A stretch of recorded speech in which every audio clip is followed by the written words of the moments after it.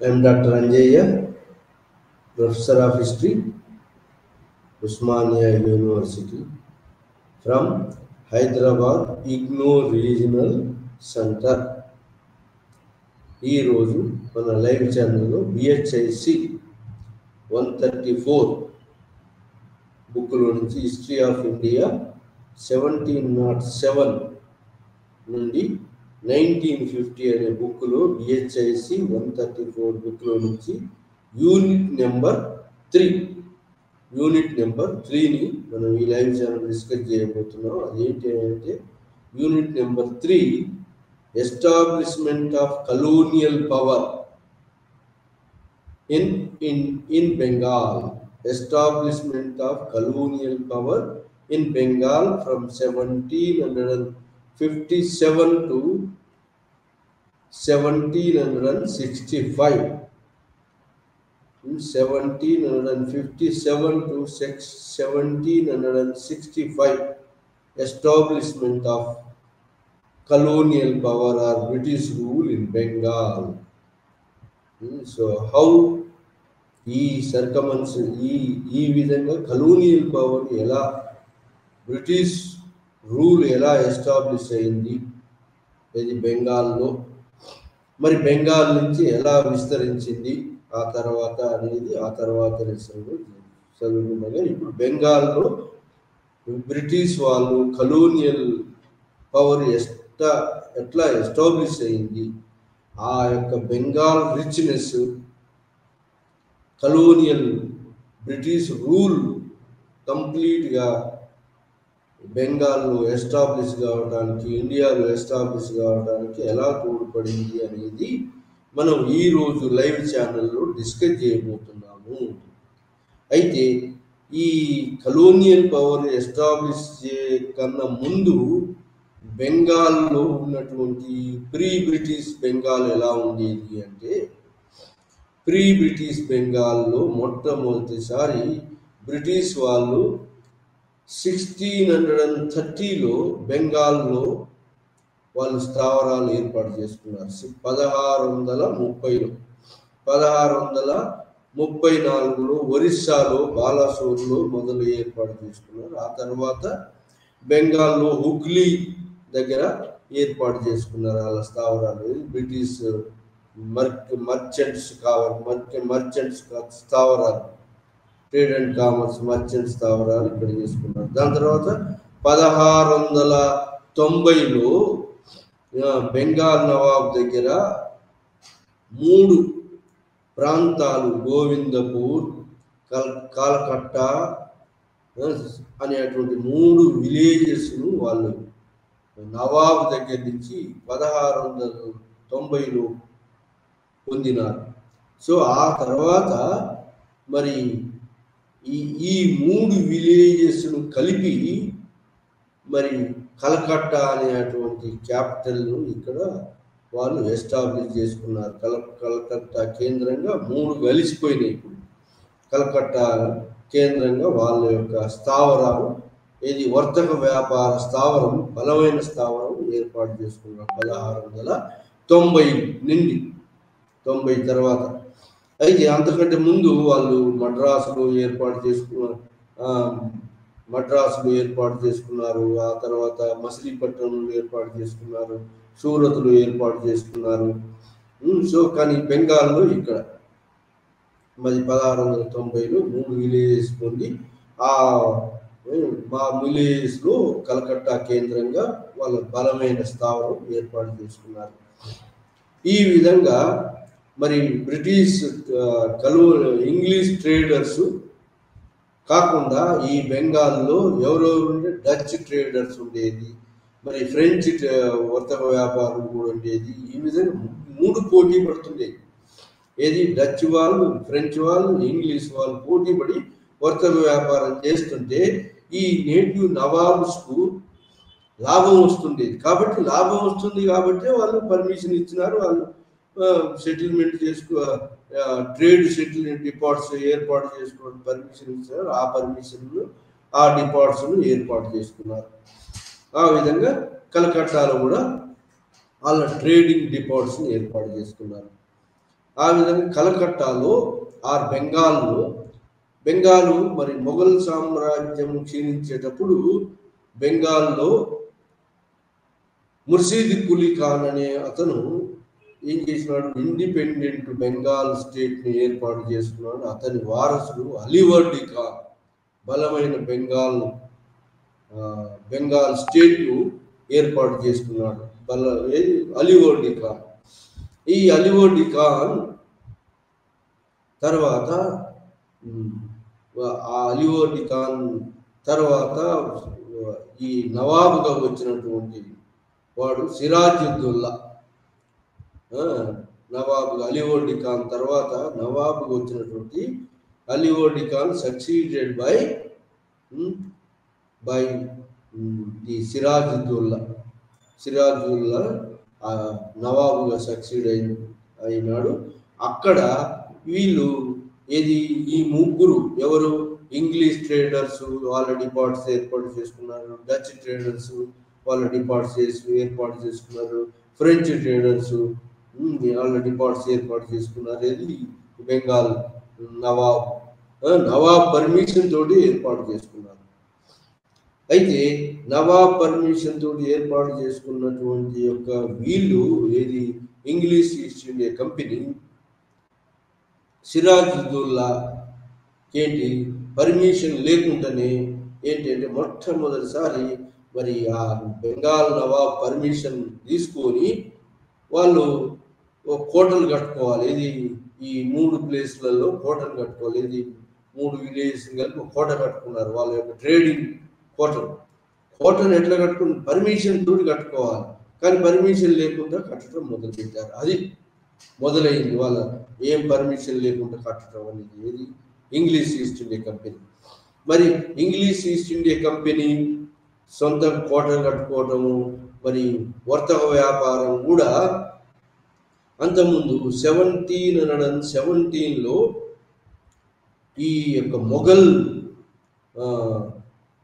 మొఘల్ రాజు ఏమనిచ్చాడు, ఫ్రీగా వర్తక వ్యాపారం చేసుకోవచ్చు బెంగాల్లో అని చెప్పి ఒక ఫర్మానా ఇష్యూ చేసినాడు. కొంత డ్యూటీ అంటే 350 పౌండ్లు స్టెర్లింగ్ అంటే 3500 రూపాయలు మొఘల్ రాజుకి ఇచ్చి మరి బెంగాల్లో మిగతా ప్రాంతాల్లో బెంగాల్లో వర్తక వ్యాపారం చేసుకోవచ్చు ఇంగ్లీష్ ట్రేడర్స్, ఇంగ్లీష్ మర్చెంట్స్ అని ఒక మర్చెంట్స్ బెంగాల్ అది అని పర్మిషన్ ఇచ్చినాడు. ఎవరు, మొఘల్ రాజు. సో ఆ పర్మిషన్ అడ్డు పెట్టుకొని ఈ ఇంగ్లీష్ ఈస్ట్ ఇండియా కంపెనీ బెంగాల్లో వచ్చినటువంటి కంపెనీ మరి ఈ వర్తక వ్యాపారం 3500 పౌండ్లు చెల్లిస్తున్నారు కాబట్టి ఫ్రీగా వర్తక వ్యాపారం చేసుకోవచ్చు, కంపెనీ మాత్రమే చేసుకోవచ్చు అంటే వీళ్ళు మరి కంపెనీ అఫీషియల్స్ అంటే ఈ యొక్క కంపెనీలో ఉద్యోగాలు చేసే వాళ్ళు కూడా ప్రైవేట్ ట్రేడు చేసుకుంటూ ఎక్స్పోర్ట్ ఇంపోర్ట్ ట్యాక్సెస్ డ్యూటీస్ నవాబుకి ఇవ్వట్లేదు.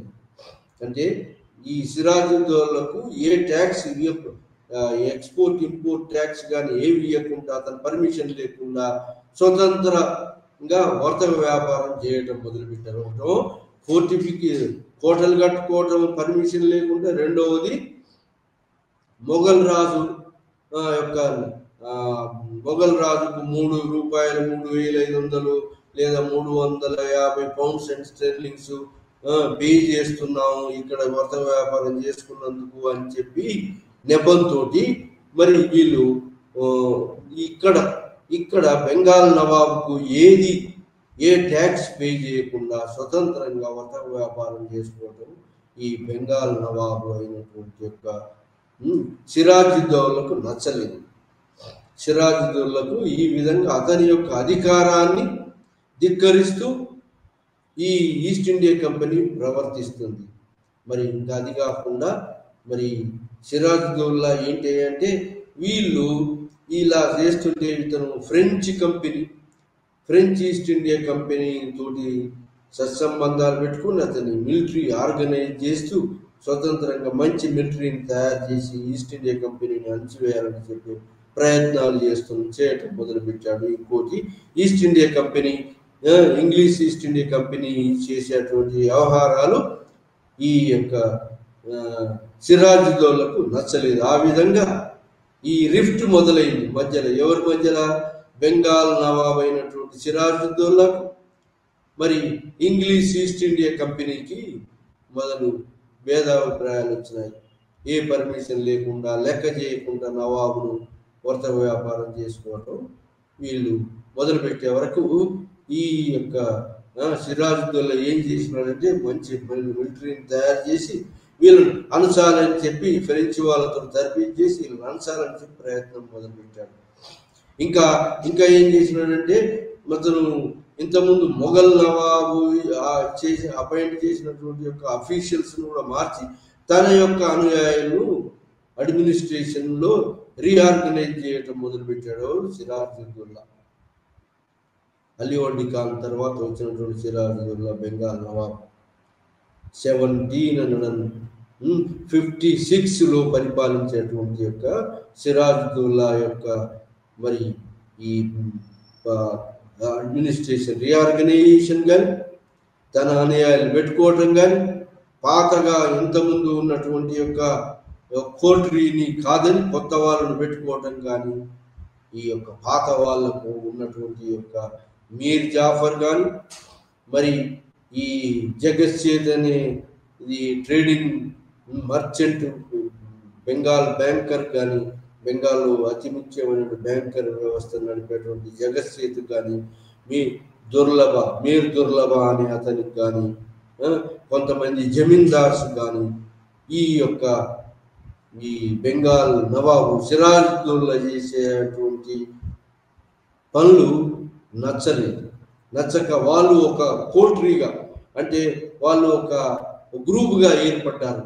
ఆ విధంగా బెంగాల్ నవాబు సిరాజుద్దౌలాకు వ్యతిరేకంగా మీర్ జాఫర్, మీర్ దుర్లభ్, మరి ఈ జగత్ సేత్, మరి ఇంకా కొంతమంది వీళ్ళకు సిరాజుద్దౌలాకు అగెనిస్ట్ గ్రూప్ తయారయ్యింది, వ్యతిరేక గ్రూప్ తయారయ్యి కుట్ర మొదలు పెట్టారు. ఈ తమను లెక్క చేయట్లేదు, ఇతను తొలగించి తమ యొక్క ఆధిపత్యం చెలాయించవచ్చు అని ఒక కుట్రదారులు మొదలు పెట్టారు.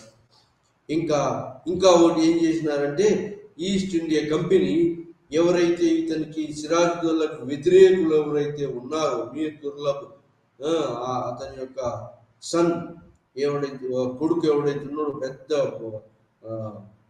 ఫైనాన్స్ తీసుకొని ఎస్కేప్ అయినాడు. అక్కడి నుంచి ఎస్కేప్ అయితే ఆ ఎస్కేప్ అయినటువంటి వానికి షెల్టర్ ఇచ్చినారు ఎవరు?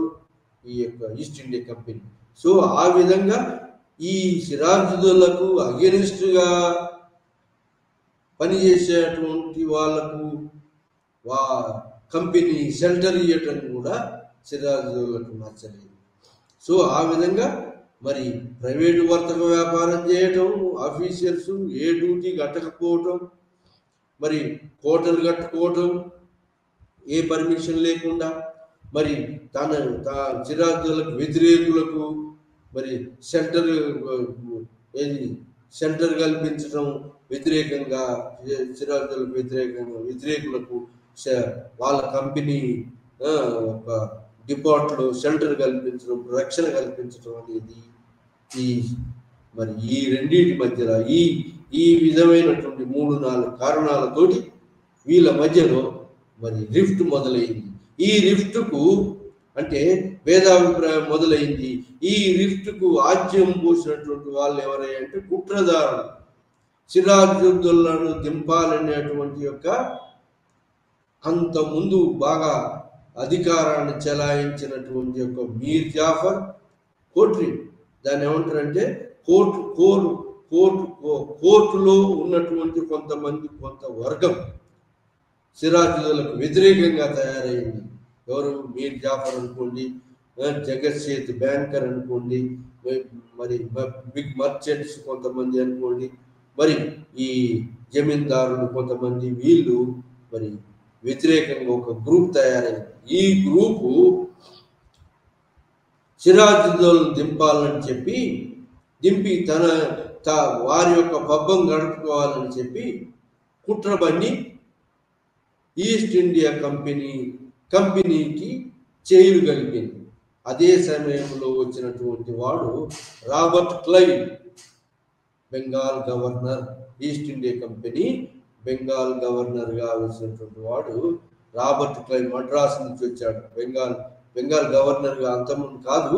ఆ విధంగా రాబర్ట్ క్లైవ్ బెంగాల్ గవర్నర్ అంతకుముందు కాలేదు, కానీ మద్రాసు నుంచి ఇది కర్ణాటక యుద్ధంలో పాల్గొని రాబర్ట్ క్లైవ్ కర్ణాటక యుద్ధంలో గెలుపొందిన తర్వాత బెంగాల్కి వచ్చాడు. బెంగాల్కి వచ్చి బెంగాల్లో కొంత సైన్యం తీసుకొని వచ్చిండు. ఆ విధంగా ఈ రాబర్ట్ క్లైవ్కు వీళ్ళు కుట్రదారులు చేతులు కలిపారు. కుట్రదారులు ఎప్పుడైతే రాబర్ట్ ఓడించడానికి, అంటే యుద్ధం జరగక ముందే సగం ఓడిపోయటానికి కారణమైంది కుట్రదారుల ద్వారా. ఆ విధంగా 1756లో ఇలాంటి యొక్క కుట్రదారులు సిరాజుద్దౌలాకు వ్యతిరేకంగా చేతులు కలిపి ఈస్ట్ ఇండియా కంపెనీ తోటి చేతులు కలిపి మరి కలపడంతో 1757లో ప్లాసీ అనే చోట యుద్ధం జరిగింది. ఎవరికి? ఇంగ్లీష్ ఈస్ట్ ఇండియా కంపెనీకి మరి సిరాజుద్దౌలా ఫోర్సెస్కి మధ్యలో, సైన్యానికి మధ్యలో యుద్ధం జరిగింది. దాన్ని బ్యాటిల్ ఆఫ్ ప్లాసీ యుద్ధం అంటారు. ప్లాసీ యుద్ధం జరిగింది. ఆ యుద్ధంలో సిరాజుద్దౌలా ఓడిపోవటం జరిగింది.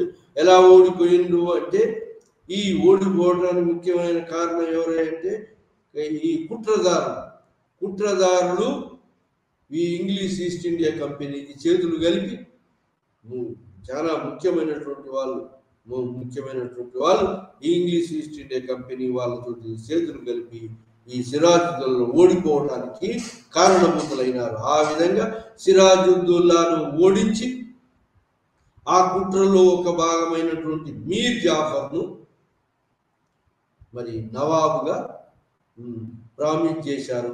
ఆ కుట్ర జరిగేటప్పుడే ఆ విధంగా మీర్ జాఫర్ను బెంగాల్ నవాబ్ చేశారు. ఎవరు? English East India company. ఆ విధంగా మొదటి మెట్టు ఇంగ్లీష్ ఈస్ట్ ఇండియా కంపెనీ లేదా కలోనియల్ పవర్ అనే వాళ్ళు మొదటి మెట్టు బెంగాల్లో విజయం సాధించారు.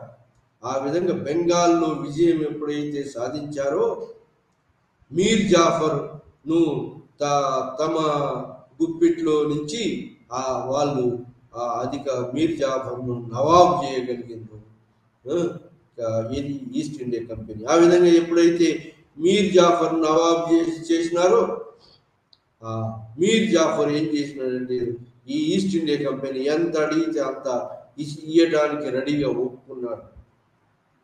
అది కాకుండా 3 డిస్ట్రిక్ట్స్ను కూడా మూడు ప్రాంతాలను కూడా మరి ఇవ్వటానికి ఒప్పుకున్నాడు. మిడ్నపూర్, మరి ఇంకా భరద్వాన్, అది 3 ప్రాంతాలను కూడా ఇవ్వటానికి ఒప్పుకున్నాడు. ఎవరు? మీర్ జాఫర్. ఆ విధంగా సైన్యానికి ఖర్చు కంపెన్సేషన్ కోసం అని చెప్పి మీర్ జాఫర్ ఒప్పుకున్నాడు.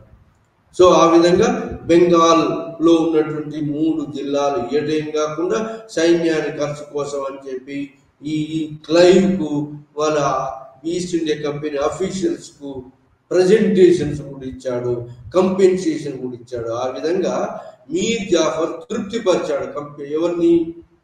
East India company. ఆ విధంగా మొదటి మెట్టు ప్లాసీ యుద్ధంతో వాళ్ళు విజయం సాధించారు.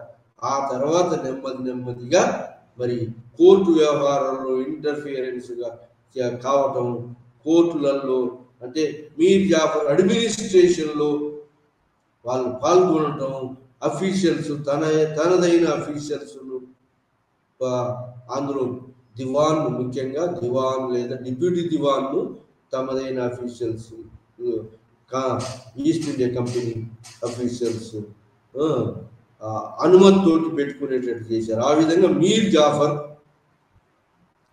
మరి ఇలా మొత్తం మీద మీర్ జాఫర్ ఇలా ప్రైవేటు ట్రేడును ఆ, ఇది ఇలా ఇది మొఘల్ నవాబు ఏం చేశాడంటే ఫర్మానా ద్వారా ఇచ్చాడు, కానీ దానికి అది వ్యతిరేకించాడు. మీర్ జాఫర్ కూడా వ్యతిరేకించి ఇంగ్లీష్ ఈస్ట్ ఇండియా కంపెనీ వాళ్ళు ప్రైవేట్ ట్రేడ్ చేయడానికి వీల్లేదు, కానీ ఒక ట్రేడ్ చేసినట్టు ప్రైవేట్ ట్రేడ్ చేస్తే ఒక సాల్ట్ మీద మాత్రం 2% ఎక్స్పోర్ట్ ఇంపోర్ట్ ట్యాక్స్ కట్టాలి అని చెప్పి ట్యాక్స్ విధించాడు మీర్ జాఫర్. సో ఆ విధంగా మీర్ జాఫర్ మరి తన యొక్క సొంత బలాన్ని పెంపొందించడం కోసం అడ్మినిస్ట్రేషన్ రీఆర్గనైజ్ చేయడం మొదలుపెట్టాడు. మరి డచ్ ఈస్ట్ ఇండియా కంపెనీతో చేతులు కలిపి మరి బలంగా తయారు కావాలనుకున్నాడు. ఇంకా ఇంగ్లీష్ ఈస్ట్ ఇండియా కంపెనీ మరి అడిగేటువంటి డబ్బులు ఇయ్యలేకపోవటం, కంపెన్సేషన్ను మరి ఇయ్యలేకపోవటం, కంటిన్యూస్గా ఇంగ్లీష్ ఈస్ట్ ఇండియా కంపెనీ అడగటం, మరి ప్రైవేటు వర్తక వ్యాపారం చేయటం ఈ మీర్ జాఫర్ సో అవన్నిటి భరించలేకపోయినాడు మీర్ జాఫర్. ట్యాక్స్ పే చేయటం కాక ఏ డ్యూటీని పే చేయకుండా వర్తక వ్యాపారం కంపెనీ చేయటమే కాకుండా వర్తక వ్యాపారం మరి ఆ కంపెనీ అఫీషియల్స్ కూడా ప్రైవేట్ ట్రేడ్ చేస్తూ ఏ ఒక్క ట్యాక్స్ కూడా డ్యూటీని కూడా పే చేయకపోవడం అతని ఫైనాన్షియల్ ఒక సంక్షోభం ఏర్పడింది.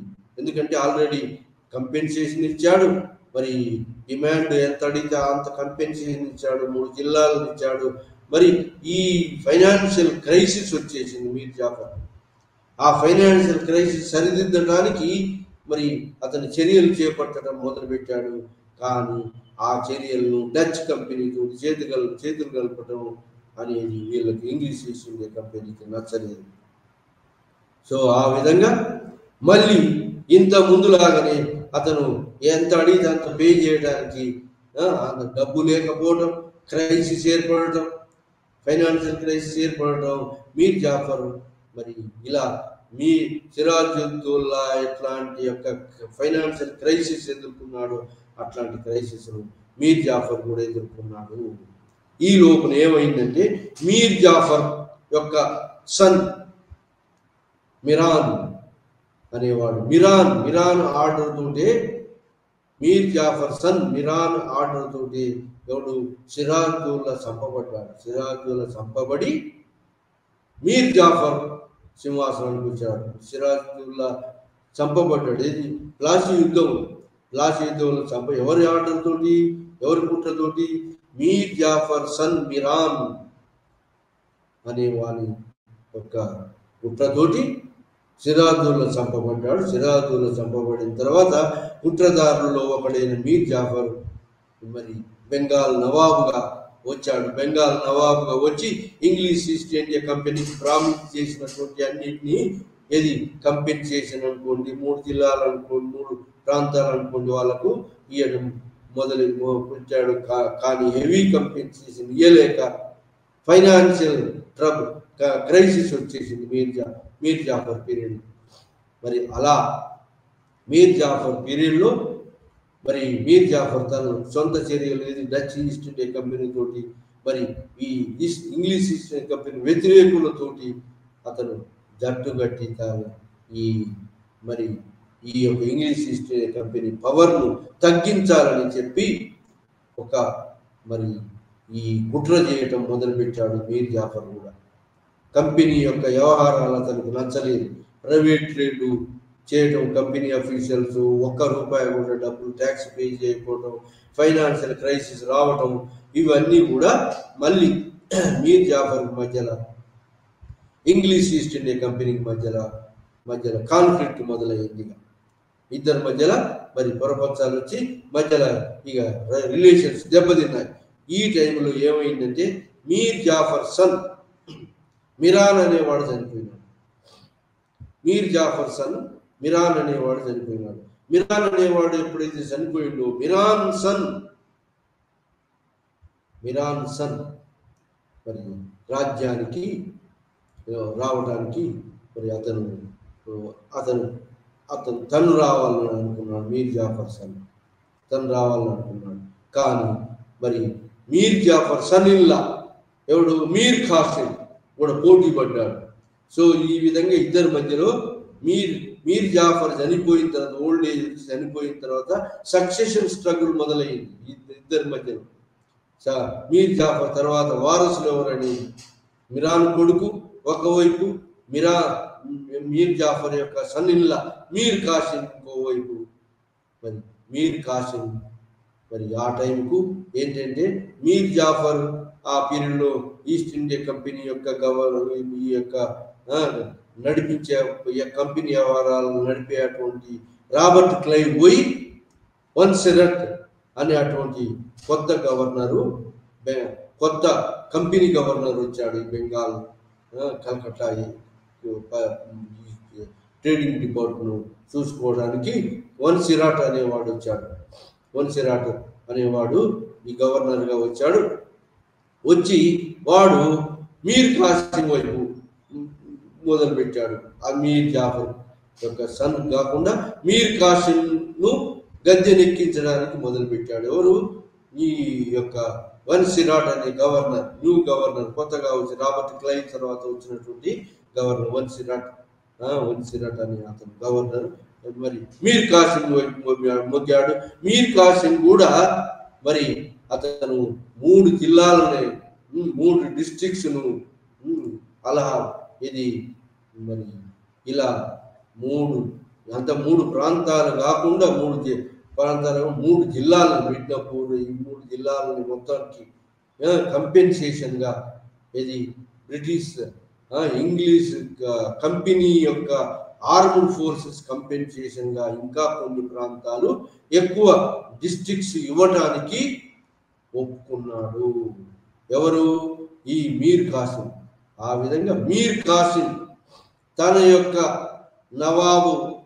నవాబుగిరికి ఇంగ్లీష్ వాళ్లకు దాసోహమని, మరి ఇంగ్లీష్ వాళ్ళు ఏది చెప్పితే అది వినేటట్టుగా తయారై ఈ యొక్క దివాన్ను కూడా, అంటే అతని యొక్క డిప్యూటీ దివాన్ను కూడా అపాయింట్ చేసే యొక్క పవర్ ఇంగ్లీష్ వాళ్ళు తీసుకున్నారు.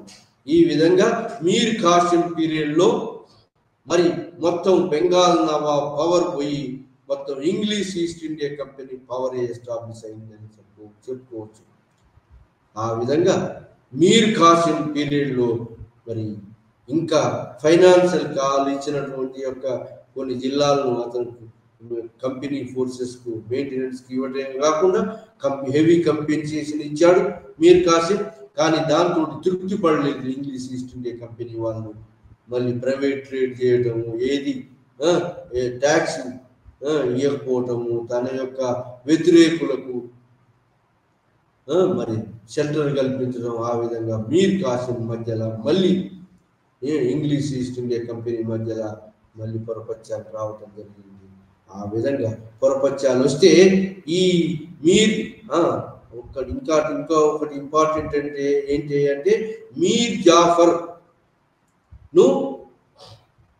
జాఫర్ను దించేసి మీర్ జాఫర్ను దించడం మీ సిరాజుద్దౌలాకు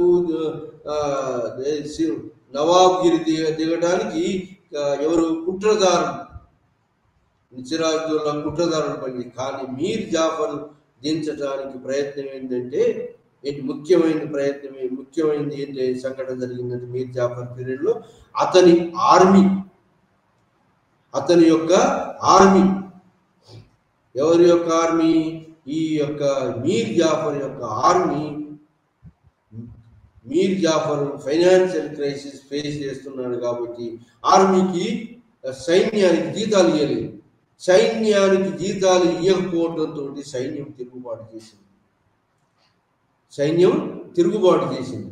సో ఆ విధంగా సైన్యం ఎప్పుడైతే మీర్ జాఫర్కు వ్యతిరేకంగా అతని సైన్యం తిరుగుబాటు చేసిందో అది అదునుగా చేసుకొని ఇంగ్లీష్ ఈస్ట్ ఇండియా కంపెనీ వాళ్ళు ఏం చేసినారంటే మీర్ జాఫర్ను స్టెప్ డౌన్ దించడానికి ఏది వదిలేసిపోమని చెప్పారు.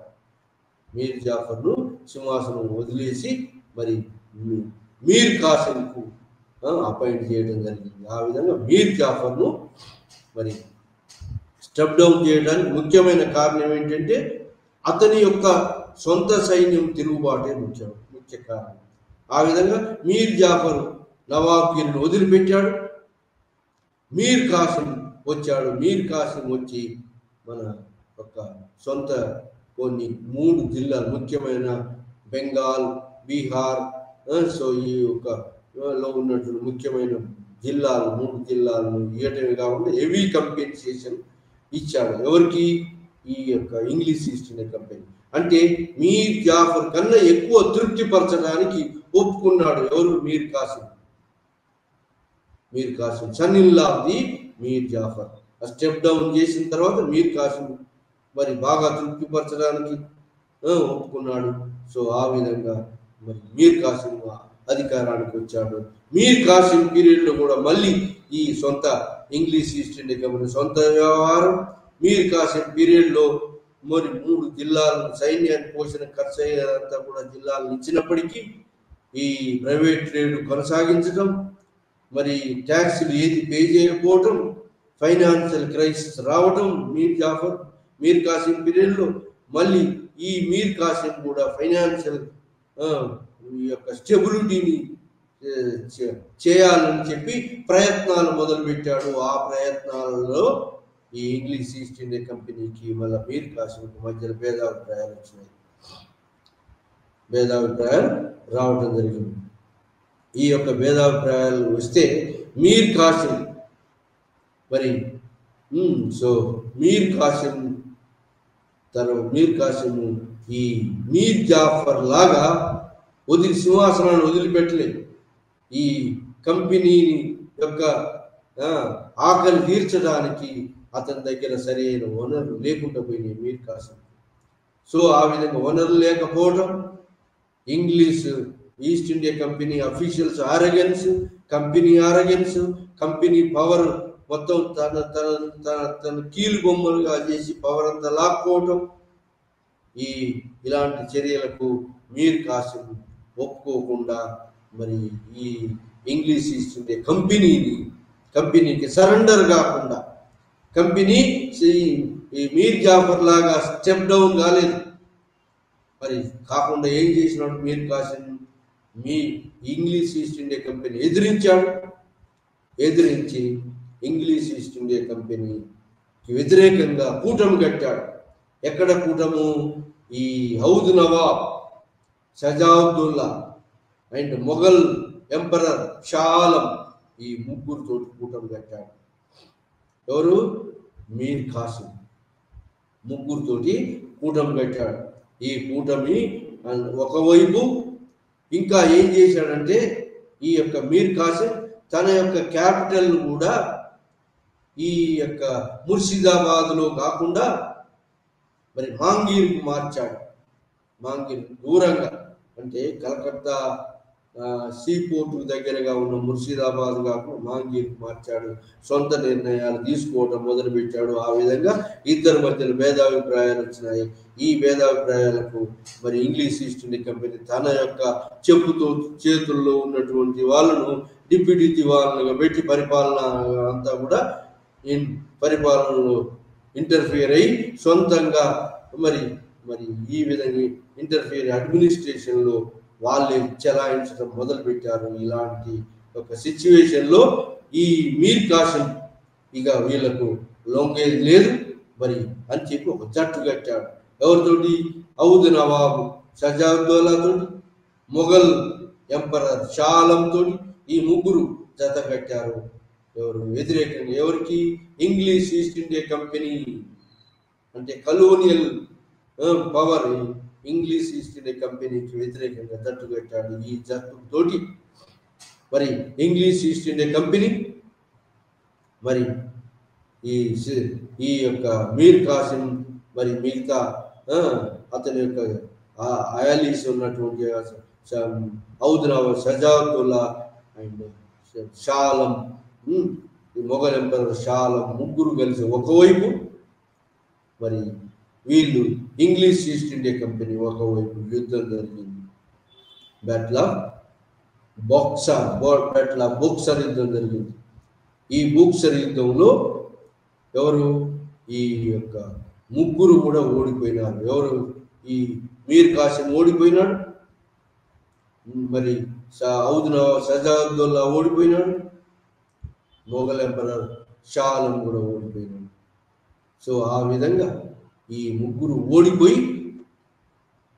ఓడిపోయినారు. ఆ విధంగా ఓడిపోయిన తర్వాత ఏమైంది? ఈ ముగ్గురు ఓడిపోయిన తర్వాత మళ్ళీ మీర్ జాఫర్ను, మళ్ళీ దిగిపోయినటువంటి మీర్ జాఫర్ను మళ్ళీ ఓడిపోయి మీర్ జాఫర్ను నామినల్ హెడ్గా చేసినారు. మీర్ జాఫర్ను అంతకుముందు దింపినటువంటి మీర్ జాఫర్ను మీర్ కాసిం తర్వాత మరి ఓడిపోయినటువంటి మీర్ కాసిం తర్వాత మీర్ జాఫర్ మళ్ళీ తీసుకొచ్చాడు నామినల్ రూలర్గా. మొత్తం ఆధిపత్యం అంతా కూడా ఇంగ్లీష్ ఈస్ట్ ఇండియా కంపెనీ చెలాయించడం మొదలుపెట్టారు.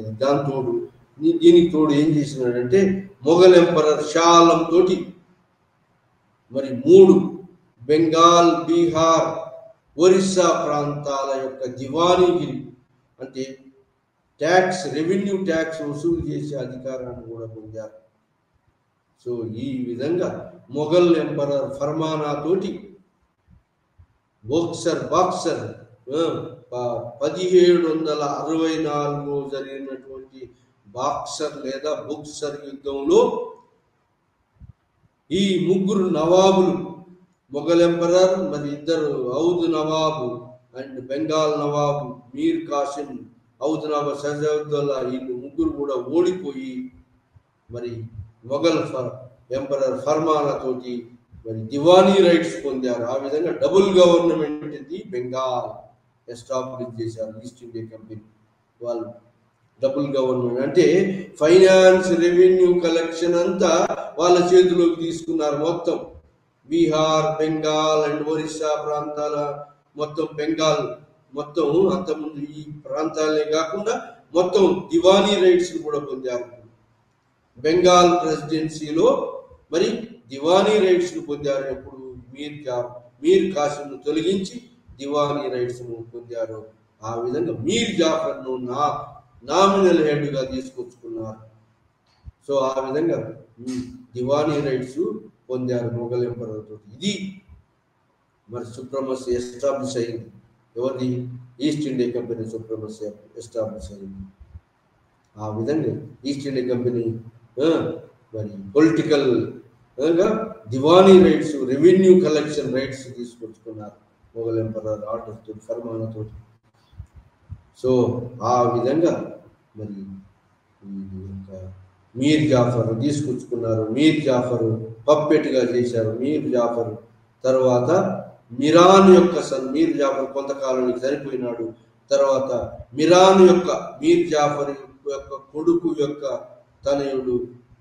తనయుడిని నామినల్ రూలర్గా చేసి అధికారం అంతా తనే వాళ్ళ చేతిలో తీసుకున్నారు. దివానీ రైట్స్ మరి డిప్యూటీ దివాన్ లేదా ప్రైమ్ మినిస్టర్ అపాయింట్ చేసే యొక్క పవర్ వాళ్ళ చేతుల్లో ఉంచుకున్నారు. ఆ విధంగా మరి ఈస్ట్ ఇండియా కంపెనీ మరి ఈ విధంగా తమ యొక్క బెంగాల్ యొక్క పరిపాలన, రెవెన్యూ, ఫైనాన్షియల్ అడ్మినిస్ట్రేషన్ మొత్తం వాళ్ళ చేతిలో ఉంచుకున్నారు. కానీ ఓన్లీ నామినల్ అధికారాన్ని మాత్రం మిరాన్ యొక్క సన్ నాజిముద్దౌలాకు చెప్పారు. Only nominal power. సో ఈ విధంగా ఇంగ్లీష్ ఈస్ట్ ఇండియా కంపెనీ మరి బెంగాల్లో తన రాజకీయ ఆధిపత్యాన్ని నెలకొల్పింది. ఫైనాన్షియల్ అడ్మినిస్ట్రేషన్ కంప్లీట్గా తన చేతిలోకి తీసుకోవటమే కాకుండా మరి అడ్మినిస్ట్రేషన్ వ్యవహారాలు నడిపేటువంటి యొక్క డిప్యూటీ దివాన్ అఫీషియల్స్ వాళ్ళు అపాయింట్ చేసినటువంటి యొక్క వాళ్ళ కోరిక మేరకు అపాయింట్ చేసినటువంటి అఫీషియల్ తోటి బెంగాల్ అడ్మినిస్ట్రేషన్ తమ గుప్పిట్లోకి తీసుకున్నారు. ఆ విధంగా మరి ఫైనాన్షియల్ రాజకీయ ఆధిపత్యాన్ని బెంగాల్ ప్రెసిడెన్సీ రాజకీయ ఆధిపత్యాన్ని ఇంగ్లీష్ ఈస్ట్ ఇండియా కంపెనీ చేతుల్లోకి తీసుకోవటం జరిగింది. ఆ విధంగా బెంగాల్ రిచ్నెస్, బెంగాల్ అనేది బాగా సారవంతమైనది. ట్రేడ్ అండ్ కామర్స్ కూడా బాగా పేరొందినటువంటిది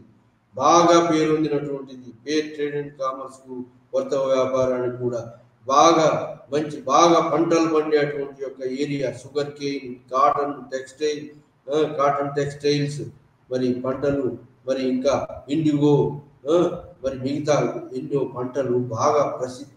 ఫెర్టైల్ ల్యాండ్, డెల్టా సాయిల్ ఉన్నటువంటి బెంగాల్ ప్రాంతం యొక్క rich resources, rich commercial trading వసతులు ఉన్నటువంటి వసతులు కలిగి ఉన్నటువంటి యొక్క బెంగాల్ రిచ్నెస్ అనేది ఈస్ట్ ఇండియా కంపెనీ యొక్క ఫోర్సెస్ మెయింటైన్ చేయడానికి, సైన్యాన్ని మెయింటైన్ చేయడానికి, వాళ్ళ అధికారాన్ని సుస్థిరం చేసుకోవడానికి దోహదపడింది. ఈ విధంగా బెంగాల్లో 1757 ప్లాసీ యుద్ధం నుంచి 1764 మరి బొక్సర్ యుద్ధం 1765 మొత్తం దివానీ ఈ financial administration double government in Bengal establish చేసి నామినల్ పవర్ అంతా కూడా రాజు నవాబ్కి ఇచ్చి మిగతా పవర్ అంతా అడ్మినిస్ట్రేషన్, ఫైనాన్షియల్ అడ్మినిస్ట్రేషన్ మొత్తం అధికారాన్ని అంతా కూడా తమ చెప్పు చేతుల్లోకి తీసుకోవటం జరిగింది. ఆ విధంగా colonial power establish in Bengal in between 1757 to 1765. ఈ మధ్య ఈ రెండు యుద్ధాలు, ముఖ్యమైన యుద్ధాలు, కలోనియల్ పవర్ బెంగాల్లో ఎస్టాబ్లిష్ చేయడానికి తోడ్పడినటువంటి రెండు యుద్ధాలు. ఒకటి బ్యాటిల్ ఆఫ్ ప్లాసీ, రెండవది బ్యాటిల్ ఆఫ్ బొక్సర్ యుద్ధం. ఈ రెండు యుద్ధాలతోటి ఇంగ్లీష్ కంపెనీ పైచేయి అయిపోయింది. ఆ విధంగా English company supremacy in political, financial, in all aspect established in Bengal. ఆ విధంగా బెంగాల్లో కలోనియల్ పవర్ను ఎస్టాబ్లిష్ చేయగలిగింది ఎవరు? East India Company. మరి దీని మీద వివిధ రకాల ఎక్స్ప్లెనేషన్స్ ఉన్నాయి. ఎక్స్ప్లెనేషన్స్ ఏంటి అంటే వివిధ రకాల ఎక్స్ప్లెనేషన్స్. ఈ బెంగాల్ నవాబులు యొక్క అధికారాన్ని కోల్పోవడానికి ముఖ్యమైన కారణం ఏంటంటే Siraj-ud-Daulah arrogant administration, arrogant behaviour, మిగతా వాళ్ళను కలుపుకోకుండా తమకు వ్యతిరేకులను తమ యొక్క సిరాజుద్దౌలా యారగెన్స్ తోటి తమకు వ్యతిరేకుల వర్గాన్ని తయారు చేసుకున్నాడు. ఇది సిరాజుద్దౌలా. అది కాకుండా ఈస్ట్ ఇండియా కంపెనీ కూడా మరి ఇది మొఘల్ రాజు ఇచ్చిన ఫర్మాను అడ్డు పెట్టుకొని మరి కంపెనీ అఫీషియల్స్ సొంత వ్యాపారం చేసుకుంటూ బెంగాల్ నవాబులకు మరి ఈస్ట్ ఇండియా కంపెనీకి మధ్యలో పొరపచ్చాలు వచ్చేటట్టు చేశారు. ఎవరు? ఈ యొక్క East India Company officials. Private trade, ఏ ట్యాక్స్ కట్టకుండా ఫ్రీగా ట్రేడ్ చేయటం, అది వాళ్ళ మధ్యలో తేడా. బెంగాల్ నవాబుకు సిరాజుద్దౌలాకు కంపెనీకి మధ్యలో జగడానికి ఆజ్యం పోసింది. ఈ విధంగా కుట్రదారులు సిరాజుద్దౌలా యొక్క తలబిరుసుతనం, ఆరగన్స్ తోటి కొంతమంది వ్యతిరేకులు చేసుకున్నాడు. ఆ వ్యతిరేకులే ఈస్ట్ ఇండియా కంపెనీ ఈ యొక్క చేతులు కలిపి అతన్ని దిగిపోవడానికి, అతన్ని చంపబడడానికి, దిగిపోవడానికి, ప్లాసీ చంపబడడానికి, అతని యొక్క నవాబ్గిరిని తీసేసి వేరే నవాబులు చేయడానికి దోహదం చేసింది. ఎవరు? మీ సిరాజుద్దౌలాను తీసేసి మీర్ జాఫర్, కుట్రదారుల్లో పడిన మీర్ జాఫర్కు మరి పట్టం కట్టారు ఇంగ్లీష్ ఈస్ట్ ఇండియా కంపెనీ. నవాబును రీప్లేస్ చేయగలిగారు నవాబు. సో అది ఈస్ట్ ఇండియా కంపెనీ యొక్క డిప్లొమసీ, ఈస్ట్ ఇండియా కంపెనీ యొక్క తలబిరుస్తనం, మరి సిరాజుద్దౌలా యొక్క తలబిరుస్తనం, రెండు కూడా ఈ రెండు మరి ఈ ఈస్ట్ ఇండియా కంపెనీకి బాగా ప్లస్ అయిపోయి యుద్ధం ప్లాసీ యుద్ధం జరగక ముందే కుట్రదారులు సిరాజుద్దౌలను ఓడించడానికి అన్ని ప్రయత్నాలు, వ్యతిరేక వర్గం అన్ని చేతులు కలిపి అన్ని ప్రయత్నాలు జరిగాయి. అంటే దీన్ని బట్టి ఏంటంటే యుద్ధం జరగక ముందే ఈ సిరాజుద్దౌలాను దిగిపోయేంత ప్రయత్నాలు జరిగినాయి. కానీ అల్టిమేట్గా సిరాజుద్దౌలా మరి యుద్ధం చేశాడు, ప్లాసీ యుద్ధం. ఆ యుద్ధంలో ఓడింపబడి చంపబడ్డాడు. ఇది మరి ఈస్ట్ ఇండియా కంపెనీ యొక్క ఫస్ట్ మెట్టు ఎక్కింది. ఏది దేనివల్ల? కుట్రదారుల వల్ల. కుట్రదారులు అది ఏ విధంగా కుట్రదారులు, ఎందుకు వచ్చిన కుట్రదారులు అంటే, ఒకటి సిరాజుద్దౌలా తలబిరుస్తనం, ఒకటి మొఘల్ ఎంపరర్ యొక్క ఫర్మానాన్ని అడ్డు పెట్టుకొని వాళ్ళు ఇంగ్లీష్ ఈస్ట్ ఇండియా కంపెనీ కూడా ఈ నవాబులు లెక్క చేయకుండా కోటలు కట్టడం, కలకట్టాలో మరి ఫోర్టిఫికేషన్ చేయడం, ఆర్ముడు సోల్జర్స్ను పెట్టుకోవడం కోటలు. సో ఈ కోటను కట్టడం తమ రక్షణకని సో పర్మిషన్ లేకుండా ఈ విధంగా మరి కంపెనీ అఫీషియల్స్, ప్రైవేట్ ట్రేడ్, ఇది అన్నిటి కూడా ఈ యొక్క ఈ ఇద్దరి మధ్యలో బెంగాల్ నవాబు మధ్యలో ఈస్ట్ ఇండియా కంపెనీ మధ్యలో కొట్లాటకు దారితీసి అల్టిమేట్గా మరి ఈ బెంగాల్ నవాబు అయినటువంటి సిరాజుద్దౌలాను తొలగించి మీర్ జాఫర్ను పెట్టుకున్నాడు. మీర్ జాఫర్ను పెట్టారు.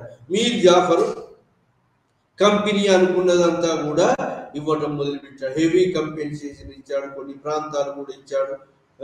సో ఆ విధంగా మీర్ జాఫర్ ఇంగ్లీష్ ఈస్ట్ ఇండియా కంపెనీకి మరి అది అడిగిందల్లా చేస్తారని ఒప్పుకోవడం జరిగింది. ఆ విధంగా మీర్ జాఫర్ కుట్రదారులలో ఒకటినైనటువంటి మీర్ జాఫర్ను మరి నవాబు చేయగలిగినారు English East India Company. So కానీ త్వరలోనే మీర్ జాఫర్ గుర్తించాడు English East India Company compensation మరి 3 ప్రాంతాలు ఇవ్వటం, మరి forces English East India Company ఫోర్సెస్కు మరి ఇవ్వటం, ఈ యొక్క భరించరాని యొక్క కంపెన్సేషన్ను మరి ప్రైవేట్ ట్రేడ్ను English East India Company officials private trade చేయటం, ప్రైవేట్ వర్తక వ్యాపారం చేయటం, ₹1 కూడా ట్యాక్స్ కట్టకపోవటం, ఈ విధంగా మళ్ళీ మొదలైంది వీళ్ళిద్దరి మధ్యలో. కానీ ఇదే సమయంలో ఏమైందంటే ఆ మీర్ జాఫర్ తమ యొక్క సైన్యానికి ఫైనాన్షియల్ క్రైసిస్ వచ్చింది కాబట్టి తన యొక్క సైన్యానికి జీతాలు చెల్లించలేకపోయినాడు. దాని చాలా ఏరియర్స్, 1 సంవత్సరానికి పైన ఒక ఏరియర్స్ మొదలైన సైన్యానికి జీతాలు చెల్లించకపోవడం సైన్యం తిరుగుబాటు చేసింది. సైన్యం ఎప్పుడైతే తిరుగుబాటు చేసిందో English East India Company officials company మరి మీర్ జాఫర్ను స్టెప్ డౌన్, కిందికి దిగమని చెప్పి ఆర్డర్ చేసింది. ఆ విధంగా గత్యంతరం లేక మీర్ జాఫర్ కిందికి దిగాల్సి వచ్చింది. దాని మీర్ జాఫర్ కిందికి దిగిన తర్వాత మరి మీర్ కాసిం సనిల్లా ఆధిపత్యానికి వచ్చాడు. సనిల్లా అతని యొక్క అల్లుడు ఆ సింహాసనం ఇక్కడ. ఇతడు మళ్ళీ ఇంకా ఎక్కువగా ఈస్ట్ ఇండియా కంపెనీ యొక్క కోరికలు తీర్చడానికి, ప్రైవేట్ ట్రేడ్ కూడా ఒప్పుకోవడానికి, సో హెవీ కంపెన్సేషన్ గా 3 జిల్లాలను ఇవ్వడానికి ఒప్పుకున్నాడు. ఎవరు? మీర్ కాసిం. కానీ ఇది గుర్తించినటువంటి యొక్క మీర్ కాసిం ఫైనాన్షియల్ క్రైసిస్ ఎదుర్కోవడం, మరి డచ్ కంపెనీతో చేతులు కలిపి దీన్ని ఇంకా ఈ కంపెనీ యొక్క అధికారాన్ని తగ్గించాలనుకోవడం, మీర్ కాసిం యొక్క తెలివి నేర్పరితనంతో కంపెనీ అధికారాన్ని ముట్టించాలని చెప్పి private trade east India company ఆఫీసర్లు చేసేదాన్ని మరి అబాలిష్ చేయాలని దృష్టితోటి చేయడం, ఆ విధంగా పొరపత్యాలు రావడం జరిగింది. మీర్ కాసిం మధ్యలో మళ్ళీ ఈ యొక్క ఈస్ట్ ఇండియా కంపెనీ ఆఫీషియల్స్ మధ్యలో ఈ ఈస్ట్ ఇండియా కంపెనీ ఆఫీషియల్స్ మరి ఏ ట్యాక్స్ పే చేయకుండా సొంత వర్తక వ్యాపారం మోనోపొలీని ఎస్టాబ్లిష్ చేయాలని చెప్పి వీళ్ళ కంపెనీ ఆశ ఏంటంటే డచ్ కంపెనీని, ఇంగ్లీష్ ఫ్రెంచ్ కంపెనీని, అన్ని కంపెనీలను ఎల్లగొట్టేసి తమ యొక్క ఈస్ట్ ఇండియా కంపెనీ మోనోపోలీని సాధించాలనే ఒక కంపెనీ ఆశ.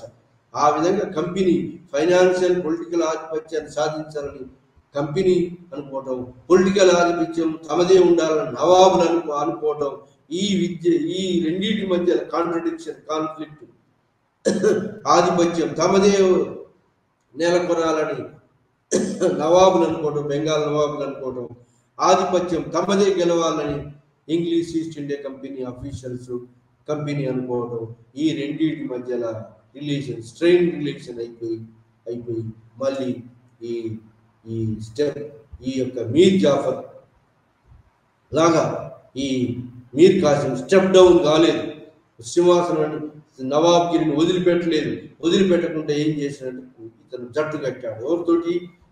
ఔద్ నవాబు ఈ తోటి, మరి మొఘల్ ఎంపరర్ షా ఆలం తోటి, షజావుద్దౌలా ఔద్ నవాబ్ తోటి ఈ మీర్ కాసిం జట్టు కట్టి ఈ ముగ్గురు ఒకవైపు, మరి ఈస్ట్ ఇండియా కంపెనీ ఫోర్సెస్ ఇంకొక వైపు ఉండటం జరిగింది. ఆ విధంగా మరి బ్యాటిల్ ఆఫ్ బక్సర్ 1764లో బ్యాటిల్ ఆఫ్ బక్సర్ యుద్ధం జరిగింది. ఆ బక్సర్ యుద్ధంలో మరి ఈ ముగ్గురు ఇంగ్లీష్ ఈస్ట్ ఇండియా కంపెనీకి వ్యతిరేకంగా జట్టు కట్టినటువంటి యొక్క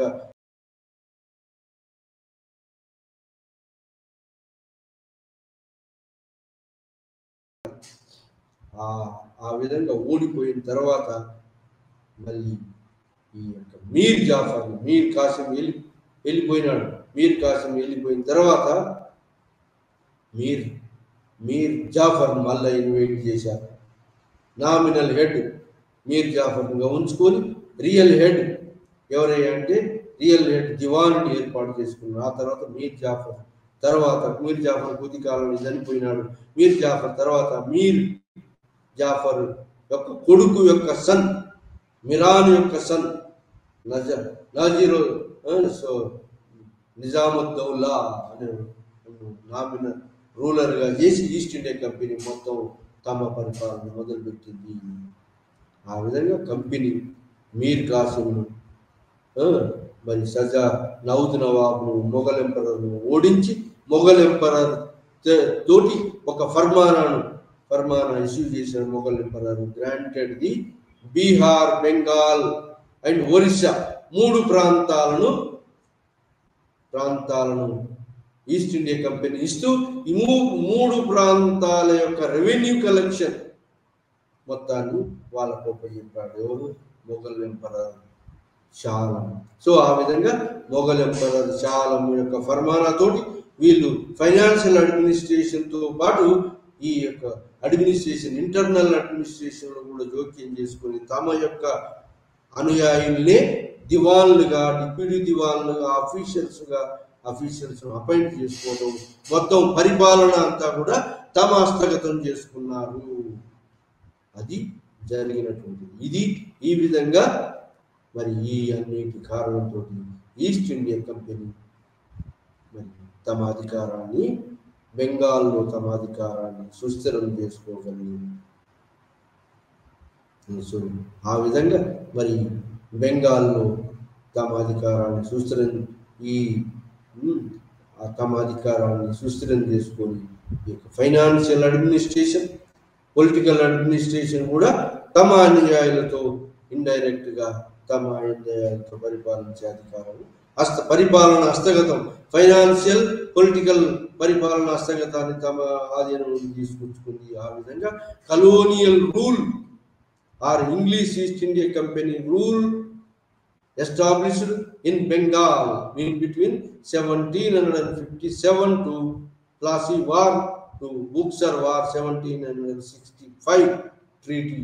మొఘల్ నవాబ్ తోటి ట్రీటీ సంధి చేసుకొని 3 జిల్లాల యొక్క అడ్మినిస్ట్రేషన్ తమ గుప్పెట్లోకి తీసుకొచ్చుకున్నది.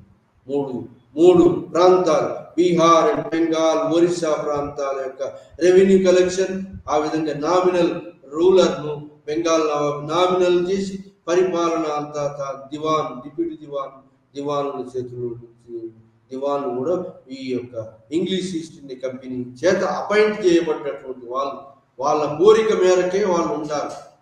ఆ విధంగా పరిపాలన కూడా తమ హస్తగతం చేసుకుంది. ఆ విధంగా పరిపాలనను ఈస్ట్ ఇండియా కంపెనీ తమ హస్తగతం చేసుకున్నది. సో అది మరి importance and significance of the British success. British వాళ్ళు కలోనియల్ సక్సెస్కు సిగ్నిఫికెంట్ ఏంటంటే, ఎప్పుడైతే బెంగాల్ యొక్క అధికారం ఎప్పుడైతే మరి ఈ ఫైనాన్షియల్ మరి పొలిటికల్ అడ్మినిస్ట్రేటివ్ పవర్ ఎప్పుడైతే వాళ్ళ చేతిలో పాస్ అయి ట్రాన్స్ఫర్మేషన్ అయిందో, ఆ యొక్క Bengal richness, Bengal trade and commerce richness మిగతా వాళ్ళందరినీ కూడా డచ్ వాళ్ళు, ఫ్రెంచ్ వాళ్ళు, మిగతా వాళ్ళను ఫారినర్ కంపెనీస్ని ఎక్స్పెల్ చేసి English East India company monopoly of trade మరి పరిపాలన కూడా తమ హస్తగతంలోకి చేసుకొని monopoly of trade east India company హస్తగతం చేసుకుంది. అదేవిధంగా పరిపాలన కూడా తమ హస్తగతం చేసుకున్నారు. ఈ విధంగా మరి ఈస్ట్ ఇండియా కంపెనీ తమ యొక్క పరిపాలనను బెంగాల్లో ఎస్టాబ్లిష్ చేసుకోగలిగింది. ఇది మనం ఈరోజు లైవ్ ఛానల్లో మరి సిగ్నిఫికెన్స్ ఏంటంటే, ఏం సిగ్నిఫికెన్స్ అంటే ఈస్ట్ ఇండియా కంపెనీకి బలమైనటువంటి యొక్క ఏరియా అయినటువంటి బాగా రిచ్ రీసోర్సెస్ ఉన్నటువంటి యొక్క బెంగాల్ ఈ యొక్క ప్రాంతం మరి తమ యొక్క సైన్యానికి సరిపోయినటువంటి ఆహార పదార్థాలు, డబ్బు ఈ బెంగాల్ యొక్క ఈస్ట్ ఇండియా కంపెనీ బెంగాల్లో సాధించినటువంటి యొక్క ఫైనాన్షియల్ అడ్మినిస్ట్రేటివ్ పవర్ ద్వారా సమకూర్చుకొని సిద్ధ సైన్యాన్ని రిచ్ బెంగాల్ ఈస్ట్ ఇండియా కంపెనీకి సరిపోయినటువంటి సైన్యాన్ని పోషించగలిగి మరి వార్ అండ్ కాంక్వెస్ట్ ద్వారా, వార్ అండ్ ఈస్టింగ్ ద్వారా వచ్చేటప్పటికి వార్ అండ్ కాంక్వెస్ట్ 1765లో రాబర్ట్ క్లైవ్ పోయి వార్ అండ్ ఈస్టింగ్ గవర్నర్ జనరల్గా వచ్చాడు. వార్ అండ్ ఈస్టింగ్ గవర్నర్గా వచ్చాడు. వార్ అండ్ ఈస్టింగ్ పీరియడ్లో మరి వార్ అండ్ కాంక్వెస్ట్ ద్వారా మరి ఈ ప్రాంతాలను, ఇండియా ప్రాంతాలను భారత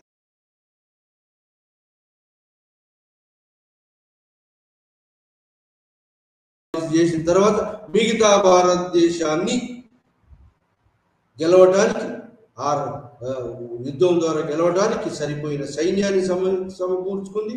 ఆ సైన్యాన్ని సమకూర్చడానికి తోడ్పడింది ఏంటి అంటే ముఖ్యమైనటువంటిది బెంగాల్ యొక్క రిచ్ రీసోర్సెస్. అదే కాకుండా బెంగాల్ యొక్క ట్రేడ్ అండ్ కామర్స్ ప్రసిద్ధి చెందింది బెంగాల్. ఆ విధంగా monopoly of trade, rich resources used for the maintenance of army. ఈ విధంగా మరి ఈ బెంగాల్ యొక్క అధికారం భారతదేశంలో మొత్తంలో ఈస్ట్ ఇండియా కంపెనీ తమ అధికారాన్ని ఎస్టాబ్లిష్ చేయడానికి వార్ అండ్ ఈస్టింగ్ పీరియడ్లో పునాదులు వేయబడ్డాయి. రాబర్ట్ క్లైవ్ పీరియడ్లో వేసినటువంటి యొక్క బెంగాల్లో తమ ఆధిపత్యాన్ని నెలకొల్పడానికి రాబర్ట్ క్లైవ్ ఎట్లయితే 2 సార్లు గవర్నర్గా వచ్చి, ఈస్ట్ ఇండియా కంపెనీ గవర్నర్గా వచ్చి బెంగాల్లో తన సుప్రమసీని ఈస్ట్ ఇండియా కంపెనీ సుప్రమసీని ఎస్టాబ్లిష్ చేస్తే ఎవరు? Robert Clive. War and easting మాత్రం బెంగాల్ బేస్గా మొత్తం భారతదేశాన్ని అంతా కూడా బెంగాల్ రిసోర్సెస్ను, బెంగాల్ పరిపాలన తమ ఆధీనంలోకి వచ్చిన బెంగాల్ రిసోర్సెస్ను యూజ్ చేసుకొని తమ సైన్యానికి సరిపోయిన సైన్యాన్ని సమకూర్చుకొని భారతదేశం మొత్తాన్ని తమ గుప్పిట్లోకి తీసుకురావడానికి పునాది వేసినటువంటి వాడు వార్ అండ్ ఈస్టింగ్. ఆ విధంగా 1765లో వార్ అండ్ ఈస్టింగ్ బెంగాల్ గవర్నర్గా వచ్చాడు. ఆ విధంగా మరి వార్ అండ్ ఈస్టింగ్ భారతదేశంలో వార్ అండ్ కాంక్వెస్ట్, యుద్ధము మరి ప్రాంతాలను తమ ఆధీనంలోకి తీసుకొచ్చేటువంటి పాలసీ ద్వారా భారతదేశంలో వివిధ ఒక ప్రాంతం తర్వాత ఒక ప్రాంతాన్ని తమ ఆధీనంలోకి తీసుకురావటం జరిగింది. ఇది colonial power established in Bengal. ఆ బేస్ మీద ఇండియాలో కూడా కలోనియల్ పవర్ ఎస్టాబ్లిష్ చేయడానికి పునాదులు ఏర్పడ్డాయి. ఇది మనం ఈరోజు ఈ లైవ్ ఛానల్లో మనం డిస్కస్ చేసినటువంటి యొక్క establishment of colonial power unit number 3. Unit number colonial power established in Bengal and ఆ పునాది మీద ఇండియాలో వాళ్ళ యొక్క బ్రిటిష్ కలోనియల్ పవర్ ఎస్టాబ్లిష్ చేయడానికి తోడ్పడిందని అని ఇది ఈ విధంగా కలోనియల్ పవర్ను మన బెంగాల్లో ఇండియాలో ఎస్టాబ్లిష్ చేశారు. ఎవరు? British east India company. అది మనం ఈరోజు ఈ లైవ్ ఛానల్లో ఇది డిస్కస్ చేస్తాం.